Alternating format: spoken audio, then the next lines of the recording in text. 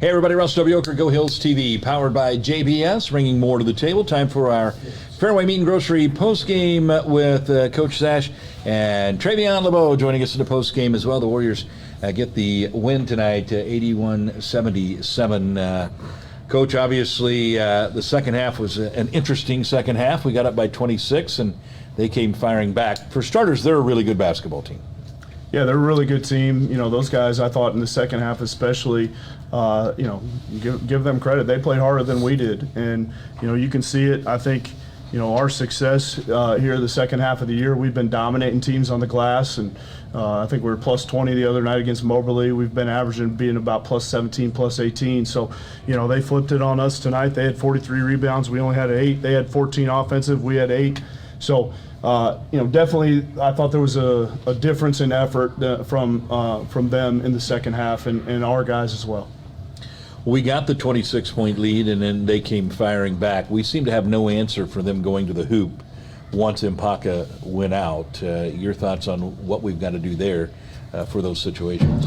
Yeah, I think as a staff, we got to make sure that when Chris gets 4 fouls, we got to get him out of there like immediately. And we got a sub going in, but apparently they inbounded the ball pretty quickly, and we didn't get him in quick enough. And then in that situation, I'm hoping that Chris holds back and doesn't foul, and he does, and that's it. And with whatever 12 and some change to go, not an ideal situation for us, but. Gave these other guys a way to, figure out and figure out how to win a different way, and, having to play a little bit smaller and whatnot. I challenged our guards before the game a little bit. Trev's averaging 10 rebounds a game right now, and Chris had 22 the other night. He's up to 9 a game right now. But who's going to join the party from those guards? Is somebody else going to go get 5, 6, 7? And I thought there was some times once Chris went out of the game where we settled for threes. And then you see Trev's the only guy down there rebounding, and everybody else is kind of chilling on the perimeter. And we're fortunate to get out of here with a win tonight. Trevi, talk a little bit about the second half and the law. And as a player, obviously, you're trying out there. What's going on in your mind and a team's mind when you just can't seem to buy a bucket? What's really going into our mind, probably just our confidence is just going away. And at that point, we need to attack the glass, attack the paint more, and we kind of didn't do that. We just shot more threes instead of going into the paint. 16 rebounds, that's a pretty good night. Working hard out there on the glass. You also had 11 points, another double-double for you. Talk a little bit about your rebounding and why you think you're so successful. Just because my anticipation, I don't just go right at the rim. I wait until it hit the rim, and then I wait to see and calculate where would it go.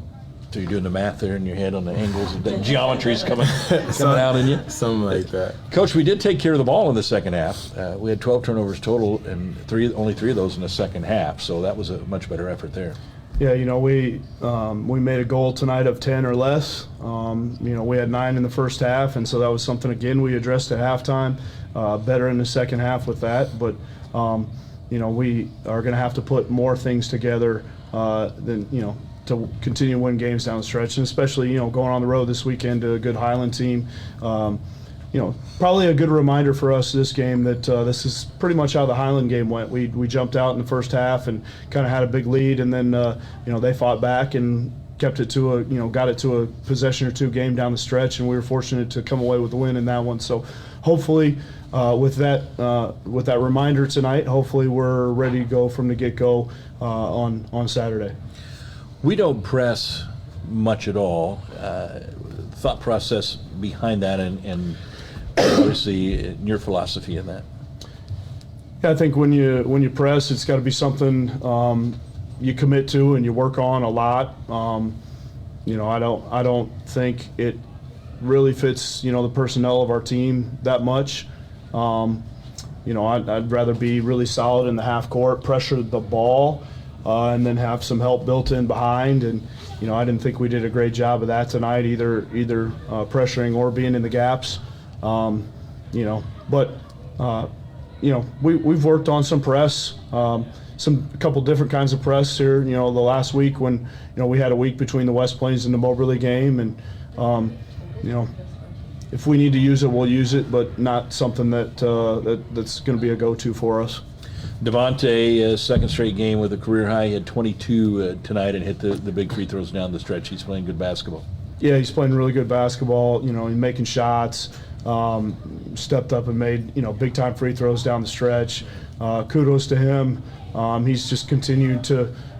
He continues to practice hard every day. He continues to show up and watch film. He continues to get in the gym early every morning. He earns the right to continue to get better and continue to play well on the floor. We had a hard-fought game on Tuesday night, and then when this thing got close late in the second half, were you concerned at all about the legs and about what we'd have left in the tank?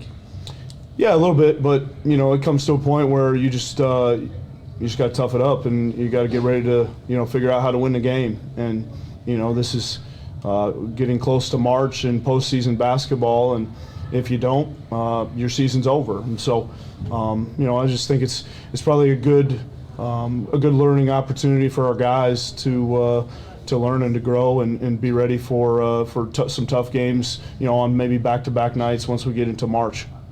Talk about the message in the last time out. What were you going over? What was the message to the guys? The very last time out, I don't know. I think I called one, then he called one, then he called another one.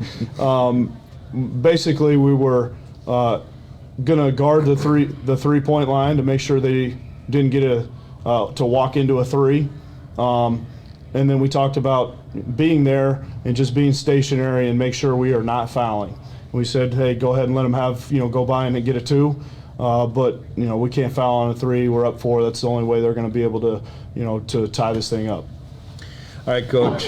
Saturday we're going to get right back at it. Road trip over to Freeport, Illinois, and Highland. What do you think tomorrow's going to look like, and what's the itinerary for Saturday? Yeah, it'll be a pretty light practice tomorrow. 3 games in 5 days essentially, and. This is a team we played once already, so there will be some things that we probably walk through that, we hope to do better this time against them. We'll practice tomorrow early afternoon, 1 o'clock.